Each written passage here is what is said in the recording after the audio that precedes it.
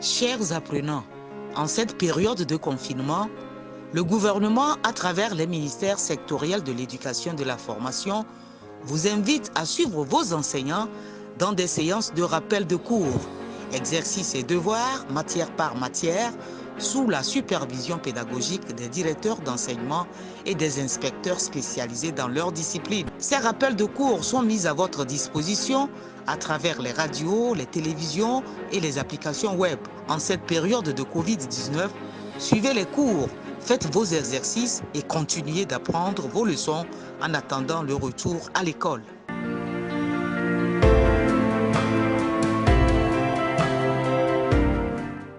Chers élèves, bonjour. Je me nomme Madame Akako Danhoué, enseignante d'histoire-géographie ECM au CEG Tokoin Witi. Je m'entretiendrai aujourd'hui avec les élèves de la classe de 3e, spécialement en ECM. Le cours d'aujourd'hui s'intitule, bien la révision d'aujourd'hui s'intitule « Problèmes spécifiques liés aux droits humains ». Les objectifs qui sont assignés à ce cours sont, à la fin de cette leçon, je dois être capable d'identifier et expliquer les problèmes spécifiques aux droits humains, donner les conséquences liées aux problèmes spécifiques des droits humains. Avant de passer à ce cours, nous allons procéder à un petit rappel des chapitres précédents. Première question, cite 4 instruments nationaux et internationaux de protection des droits humains. Quelques secondes de réflexion. 2 secondes de réflexion. Réponse. Les instruments nationaux dans la Constitution togolaise de la 4e République, le Code togolais de l'enfant, le Code togolais des personnes et de la famille. Les instruments internationaux, la Déclaration universelle des droits de l'homme, DUDH, la Convention des Nations unies relative aux droits de l'enfant, la Déclaration sur les droits des personnes appartenant à des minorités adoptée en 1992, la Convention relative au statut des réfugiés adoptée en 1951, la Déclaration sur les droits des personnes handicapées en 1975, la Déclaration sur les droits des femmes en 1967. Deuxième question, énumère quelques organes de défense des droits de l'homme au Togo. 2 secondes de réflexion. Réponse. Nous avons la Ligue togolaise des droits de l'homme, la LTDH, la Ligue togolaise des droits de la femme, LTDF, le groupe de réflexion et d'action Femmes, Démocratie et Développement, GFDD ou GF2D, Association pour la promotion de l'état de droit, APED, Amnesty International Togo, AI Togo, CNDH, la Commission nationale des droits de l'homme. Leçon du jour, et la révision du jour. Qu'appelle-t-on droit humain? Pour mes chers élèves qui nous suivent à la radio, je vais reprendre la question. Qu'appelle-t-on droit humain? Quelques secondes de réflexion. Réponse. Les droits humains, c'est l'ensemble des droits, libertés reconnues aux hommes en leur seule qualité d'être humains. Les droits humains, c'est l'ensemble des droits, libertés reconnues aux hommes en leur seule qualité d'être humains. Bien, quels sont alors les problèmes spécifiques liés aux droits humains? Je vais reprendre la question. Quels sont les problèmes spécifiques liés aux droits humains? 2 secondes pour vous permettre de réfléchir un peu. Les problèmes spécifiques aux droits humains sont la pauvreté et la faim, le génocide culturel ou l'ethnocide, le préjugé, l'ethnocentrisme, le tribalisme, le cynisme, la dégradation de l'environnement, le racisme, le colonialisme et l'impérialisme, la répression politique, la stigmatisation, l'injustice, la discrimination. Bien, nous allons procéder à l'explication et aux exemples par thème. Nous allons commencer par la pauvreté. C'est quoi la pauvreté? La pauvreté, c'est la situation d'une personne qui ne dispose pas des ressources suffisantes pour vivre dignement dans la société. Pour bien expliciter, voici des photos montrant la pauvreté en Afrique. La première photo qui montre un enfant en train de se servir à manger. Regardez l'environnement dans lequel vit l'enfant et regardez l'enfant lui-même, son corps, sa tête. Il a une grosse tête et le corps chétif. Ça veut dire que l'enfant a passé des jours peut-être sans manger ou bien ce qu'on lui donne n'est pas convenable. Il est mal nourri. La deuxième photo illustre une famille qui vit dans un milieu insalubre. L'environnement est malsain. On voit au moins une douzaine de personnes qui vivent dans un petit local. C'est vraiment triste. En quoi ces deux photos illustrent la pauvreté?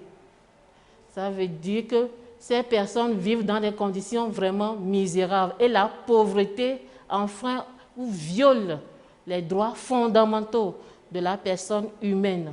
Chaque personne a droit de manger à sa faim, a droit de manger dignement à une nourriture saine et de vivre dans un environnement sain. Passons à la faim. La faim est la sensation apparaissant après un certain temps sans manger. Ou encore, la faim est le manque de nourriture. La faim, c'est la sensation apparaissant après un certain temps sans manger.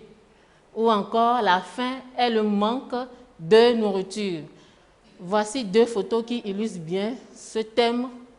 La première photo qui présente une fillette sur le point de mourir de faim. Regardez l'environnement que vit l'enfant.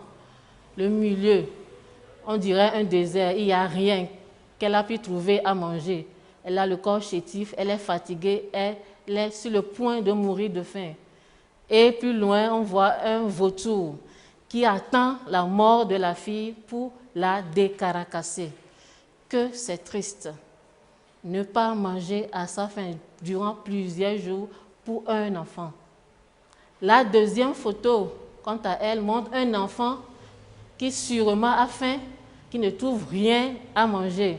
Tout ce que l'enfant a trouvé, c'est quelques feuilles qu'elle a pu recueillir dans son assiette.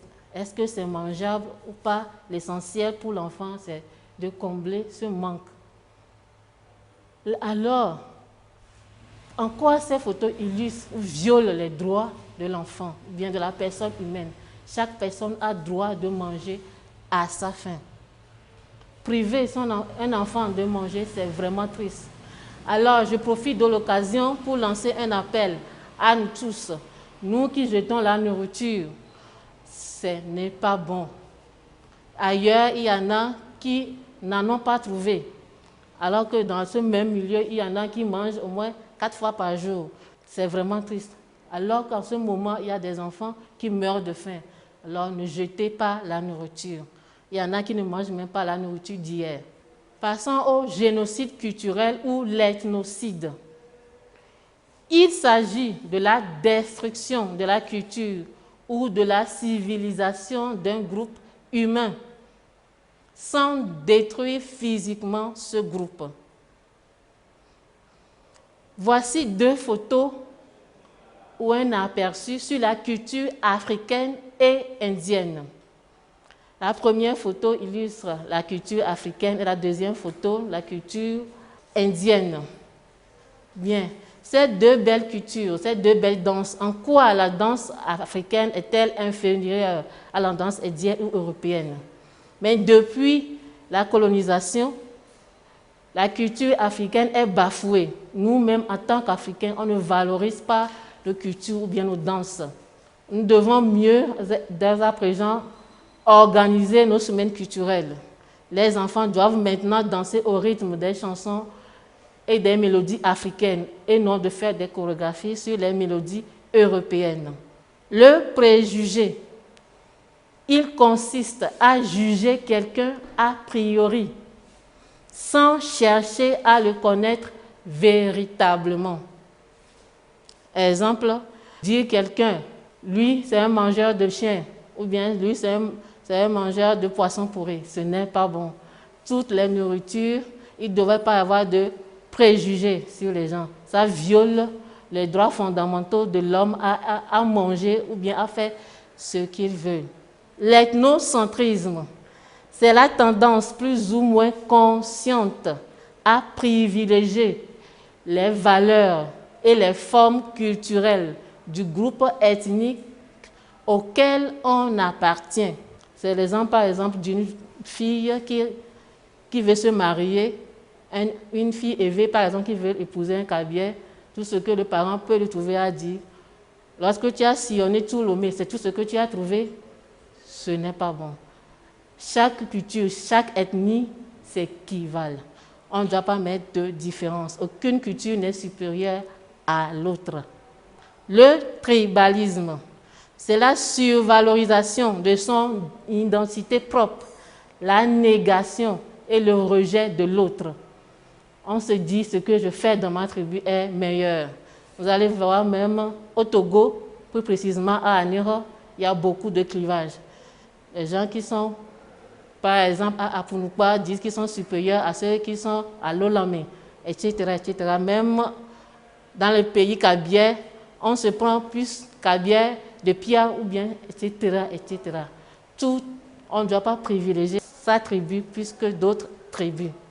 Le cynisme, c'est une attitude ou un état d'esprit caractérisé par une méfiance à l'égard des valeurs morales habituellement professées dans la société. Voici une image qui illustre parfaitement ce thème. Voici un Africain probablement en train de se noyer dans la Méditerranée et le blanc à côté qui refuse de venir en Inde. Parce que quoi? Il ne veut pas l'aider parce que il ne veut pas être complice des passeurs. C'est ce qui se passe dans nos rues aujourd'hui. Quand on voit un accident, au lieu de venir en aide, on filme, on fait des photographies et on envoie. Ou bien on voit une maison en train de brûler, au lieu de venir éteindre le feu, on prend notre temps pour filmer. Chaque personne a le droit d'être secourue. La dégradation de l'environnement. Il s'agit d'une destruction plus ou moins considérable de l'environnement due à l'action humaine. La première photo illustre le déboisement alors que les arbres donnent la fraîcheur, luttent contre l'érosion et permettent la pluie. La deuxième photo montre un milieu vraiment malpropre, les déchets toxiques qui sont jetés un peu partout. Ces phénomènes sont des actions de l'homme qui dégradent l'environnement. C'est une violation de l'environnement. Chaque être humain a le droit de vivre dans un environnement sain. Le racisme, c'est une croyance selon laquelle il existe dans l'espèce humaine des races supérieures aux autres. Voici une photo, la deuxième photo qui montre quatre bras très différents, donc 4 races. L'homme blanc a toujours cru que sa race est la supérieure. Ils ont même établi une hiérarchie des races selon laquelle la race blanche est la première et la race noire la dernière. Toutes les races s'équivalent. Il n'y a pas de différence. Le colonialisme et l'impérialisme, ce sont des systèmes politiques préconisant l'occupation et l'exploitation de territoires dans l'intérêt du pays colonisateur. Voici deux images. La première image montre un Anglais, probablement, qui a mis ses deux pieds sur l'Afrique. Un pied en Afrique du Sud, c'est-à-dire au Cap, et le deuxième pied au Caire, en Égypte. Voilà, cette partie du monde nous appartient. La deuxième photo ou image illustre deux personnes. L'un chétif, probablement noir, avec la nourriture, en train de nourrir. L'autre qui est blanc, bien potelé, bien modelé, mais celui qui est maigre ne continue pas à le nourrir. Ça veut dire que l'Afrique se détruit au profit de l'Occident. Le colonialisme nuit dangereusement aux droits des êtres humains. La répression politique, c'est la persécution d'un individu ou groupe d'individus pour des raisons politiques. C'est l'exemple de la répression des manifestants en Égypte pendant le printemps d'Arabe. La stigmatisation, il s'agit d'une parole, une action qui transforme un comportement, une déficience ou une incapacité d'une personne en une marque d'infériorité ou négative. Exemple, la stigmatisation sur les albinos, les handicapés dans la société, ou encore c'est le cas de certains de nos établissements scolaires où manquent les rampes pour les élèves handicapés. Déjà, ça viole le droit des enfants à l'éducation. L'injustice, c'est le fait de prendre une décision ou de rendre un jugement qui est contraire à la loi. La discrimination, c'est l'inégalité de traitement fondée sur les critères interdits par la loi, notamment le sexe, la race et un handicap. Dans un même établissement, il ne faut pas privilégier les hommes par rapport aux femmes. Nous avons tous les mêmes droits. Alors, quelles sont les conséquences liées à ces problèmes? Les conséquences liées aux problèmes spécifiques des droits humains. Voici un tableau pour chers élèves qui sont en train de suivre l'émission à la radio. Un tableau avec deux colonnes. La première colonne a pour titre « Problèmes spécifiques aux droits humains » et la deuxième colonne a pour titre « Les conséquences ». Alors, la pauvreté et la faim, elles empêchent le citoyen d'avoir droit à un niveau de vie décent, une vie bien épanouie. Le génocide culturel ou l'ethnocide détruit la tradition et les valeurs culturelles du groupe concerné.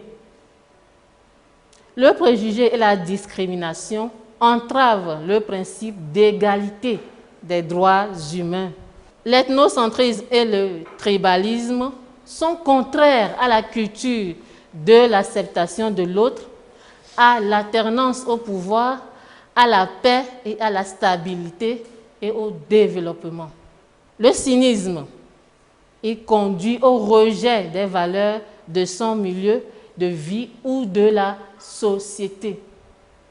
La dégradation de l'environnement peut causer le déplacement des peuples, entraînant la violation de leurs droits. Quant au racisme, il peut conduire à la réduction des droits d'un individu ou groupe d'individus.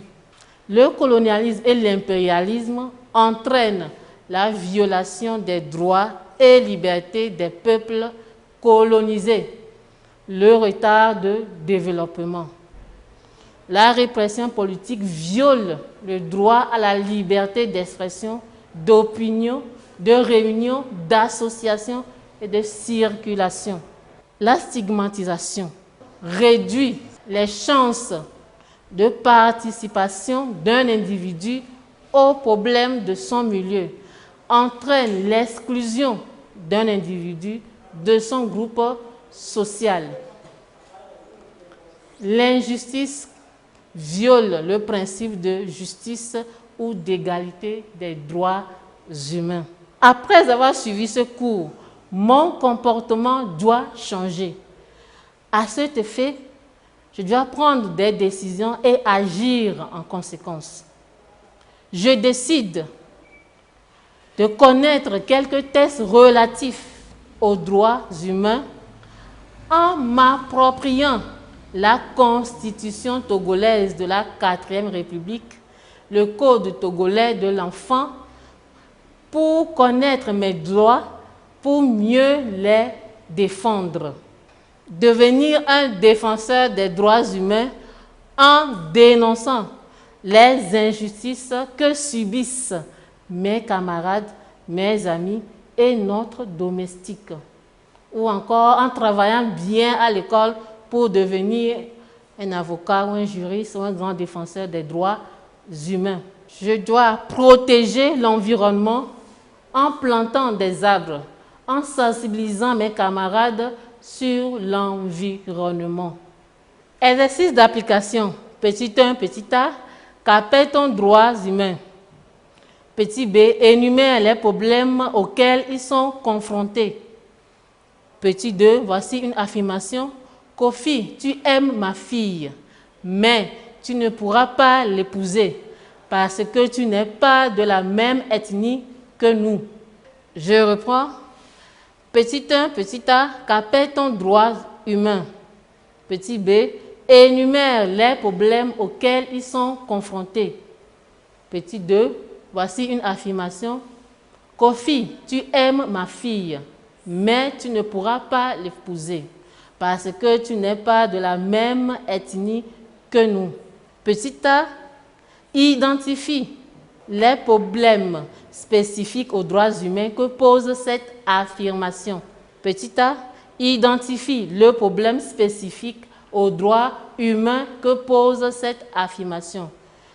Petit b, aide Kofi à convaincre son futur beau-père avec des arguments convaincants. Aide Kofi à convaincre son futur beau-père avec des arguments convaincants. Quelques éléments de réponse. Petit 1, petit a, définition. Droit humain, c'est l'ensemble des droits et libertés reconnus aux hommes en leur seule qualité d'être humains. Petit b, les droits humains sont confrontés aux problèmes suivants: la pauvreté, la faim, le préjugé et la discrimination, le tribalisme, la dégradation de l'environnement, le racisme, l'injustice, etc. Petit 2, petit a. Le problème spécifique des droits humains que pose cette affirmation est l'ethnocentrisme ou le tribalisme. Petit b, les arguments qu'on peut avoir, il empêche le brassage culturel, source de développement, il favorise la division, la haine et conflit, donc empêche le vivre ensemble. Exercice d'approfondissement. Test. Aujourd'hui, dans le monde, plus de 250 millions d'enfants sont exposés à des travaux dangereux ou qui ont un caractère d'exploitation. Les droits les plus fondamentaux, la santé, l'éducation, la vie même de ces enfants enfermés dans le piège de la pauvreté sont en danger. Je reprends. Aujourd'hui, dans le monde, plus de 250 millions d'enfants sont exposés à des travaux dangereux ou qui ont un caractère d'exploitation. Les droits les plus fondamentaux, la santé, l'éducation, la vie même de ces enfants enfermés dans le piège de la pauvreté sont en danger. C'est tiré dans la situation des enfants dans le monde, 1997, UNICEF, page 4. Petit 1, propose un titre au test. Petit 2, relève le problème réel qui se pose aux droits des enfants dans ce test. Petit 3. Que préconises-tu pour lutter contre ce problème? Je reprends pour mes chers élèves qui nous suivent à la radio. Petit 1. Propose un titre au test. Petit 2. Relève le problème réel qui se pose aux droits des enfants dans ce test. Petit 3. Que préconises-tu pour lutter contre ce problème? Je vous remercie pour votre attention. J'espère que vous allez continuer par réviser et vous allez travailler avec cet exercice à la maison. Et surtout, n'oubliez pas les cahiers. Vous êtes en classe d'examen. Merci.